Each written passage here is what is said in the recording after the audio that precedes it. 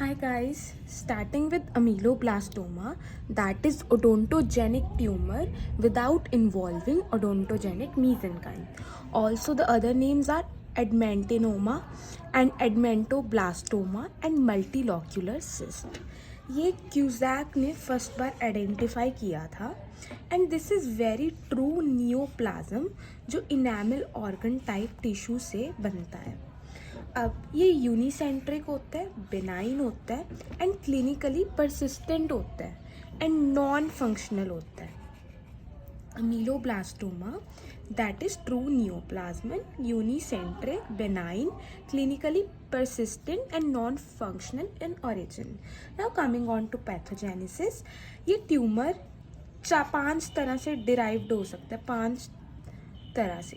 Now first, cell rest of enamel organ, remnants of dental lamina and Hertwig epithelial root sheath and rest cells of Mallis. ये इससे derived हो सकता है या epithelium of odontogenic cyst that is dentigerous cyst, disturbance of developing enamel organ, basal cells of surface epithelium of jaw and heterophilic epithelium of other parts of body, for example pituitary. Now etiology is unknown as such, but predisposing factors are trauma, infection, extraction, dietary and genetic. Now coming on to the types, it is on the basis of neoplastic proliferation of odontogenic epithelial cells. जो इसके types हैं neoplastic proliferation के basis पे. किसकी proliferation? Epithelial odontogenic sales की. इसको हम 4 तरीके में डिवाइड कर सकते हैं, that is follicular, plexiform, acanthomatous and granular. Granular, follicular, plexiform, acanthomatous. Now follicular में क्या होगा, हमें ना हिस्टोपैथोलॉजिकल डायग्राम में peripheral follicular tall columnar cells दिखेंगे. प्लेक्सीफॉर्म में क्या होगा, पेरिफेरल रिजेंबल अमीलोब्लास्ट सेल्स होंगे.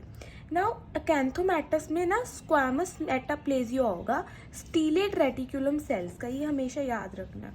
और ग्रैनुलर में होगा ग्रैनुलर eosinophilic appearance शो होगी. Now coming on to clinical features, ये एज 20 से 60 में कभी भी हो सकता है. मेल ज़्यादा इफेक्टेड है.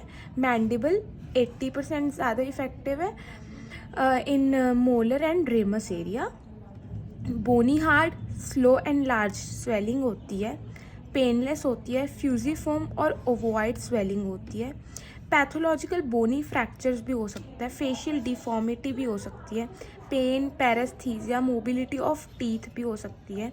एक्शियल क्रैकिंग हो जाती है क्योंकि कॉर्टिकल प्लेट्स जो होती है ना वो काफ़ी थिन हो जाती हैं. Now coming on to radiograph features, multilocular, radiolucent area दिखेगा हमें, मल्टीलॉक्यूलर. हनीकॉम्ब अपीयरेंस भी दिख सकती है, सोप बबल अपीयरेंस भी. हनीकॉम्ब मल्टीलॉक्यूलर में दिखेगी और उसके साथ स्मॉल लॉक्यूलेशंस होंगे. सोप बबल में लार्ज लॉक्यूलेशंस होंगे. मल्टीलॉक्यूलर प्लस लार्ज लॉक्यूलेशंस, ठीक है. स्कैलोप्ड इरेगुलर मार्जिन होगी ऐसे. रिजॉर्प्शन ऑफ फ्रूट्स होंगी adjacent teeth. Now different diagnosis देख लेते हैं हम. इसको ओकेसी के साथ भी कंफ्यूज कर सकते हैं. Dentigerous cyst, central cell giant granuloma, aneurysmal bone cyst, Pindborg's tumour, fibromyxoma. Now treatment क्या है इसका? Surgical enucleation and bone curettage.